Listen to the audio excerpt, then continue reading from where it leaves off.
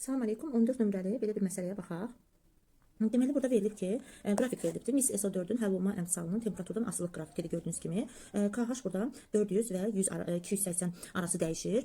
Yəni bu nə deməkdir? Əvvəla biz qrafik oxumağı bacaraq. Deməli KH 400-dən 280-ə enibsə, deməli burada həll olan maddə çökmüşdür deyilir. Yəni nə qədər duz çöküb. Onu tapmaq üçün deməli bu intervalı hesablamaq lazımdır.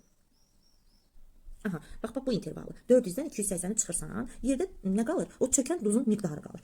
İndi isə məsələni davam edək. Bizdən nə soruşulur? 700 qram doymuş mis sülfat məhlulunu, deməli 100 dərəcə Selsiyadan 60 dərəcə Selsiyaya qədər soyudulduqda neçə qram duz çökər deyir.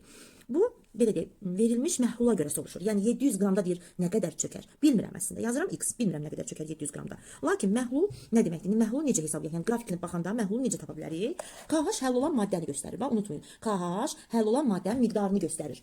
Yəni nə demək istəyir? 1000 ml suda nə qədər duz həll olur? 400 qram. Deməli sənin məhlulun nəymiş? 1400. 1400 məhlul 100-dən 100 dərəcə Selsiyadan 60 dərəcə Selsiyaya qədər soyudularsa nə qədər duz çökür? Deməli nə edirsiniz? 400-dən çıxırsınız 280-i. Alırsınız 120. Deməli 1400 məhlula 100-dən 60-a soydanda deməli mən nə qədər duzum çökür? 120 duzum çökür. Bəs 700 qramlıq məhlulum soyudularsa nə qədər duz çökər? Tapırıq ki 60 qram.